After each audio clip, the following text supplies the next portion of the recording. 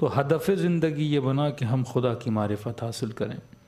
پھر امیر المومنین فرماتے ہیں کہ من عرف نفسہ فقد عرف ربہ، جس انسان نے اپنی معرفت حاصل کی اسی انسان نے پروردگار عالم کی معرفت حاصل کی۔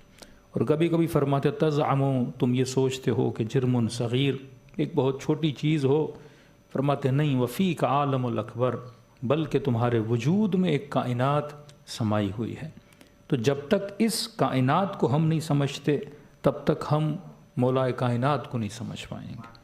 جب تک اپنے وجود کے عالم کو نہیں سمجھیں گے، اتنا بڑا یونیورس جو خدا نے ہمارے اندر رکھا ہے، جب اس یونیورس کو آپ سمجھ گئے تو آپ خالق کائنات کو بھی سمجھ جائیں گے، کیونکہ ہمارا ہی وجود ہے جس کے اندر پروردگار عالم نے اپنی نشانیاں رکھی ہیں۔ اسی وجود کے اندر پروردگار عالم کے معارف ہیں، لیکن شرط یہ ہے کہ انسان خود کو پہچانے۔ اب سوچنا یہ ہے کہ میری ابتدا کہاں سے ہو رہی ہے؟ فرمایا اولہ نطفہ وآخرہ جیفہ، یہ بدن جس کی ابتدا ایک نجس نطفہ ہے، اور فرمایا جس کی انتہا ایک مردار ہے۔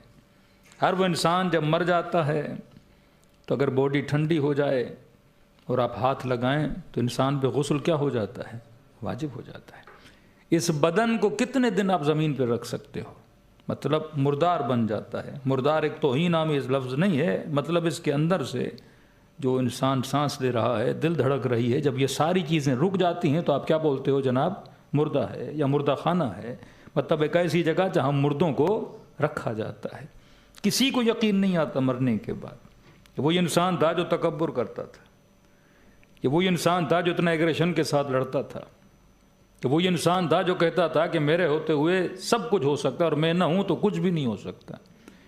یہ وہی انسان تھا جو خود کو ہر شے کا مالک بھی سمجھتا تھا۔ لیکن امیر المومنین فرماتے ہیں جب اس کا جنازہ غسل کے لیے پڑا ہوگا، اس وقت اللہ کی آواز آئے گی، اس مردے کو مخاطب کرے گا، بتا اب کہاں گیا تیرا تکبر، بتا کہاں گئی تیری اکڑ، بتا کہاں گیا تیرا غرور۔ فرمایا اتنا ناچار ہو جاتا ہے انسان مرنے کے بعد، جب اسے غسل دیا جاتا ہے تو کہا کبھی گردن دائیں ڈھلتی ہے، کبھی گردن بائیں ڈھلتی ہے، اتنی بھی طاقت نہیں کہ اپنی گردن کو یہاں سے وہاں کر سکے۔ اتنا لاچار کہ غسل دینے کے لیے کوئی اور مومن آئے گا اور اسے غسل دے گا، قبر میں اتارنے کے لیے کوئی اور آئے گا۔ تو ایک طرف انسان کی ناچاری، لیکن جب اس کے بدن میں سانس چل رہی ہوتی ہے تو دیکھیے انسان متکبر ایسا ہوتا ہے، دنیا میں جیتا ایسے ہے جیسے اس نے کبھی دنیا سے جانا ہی نہیں ہے۔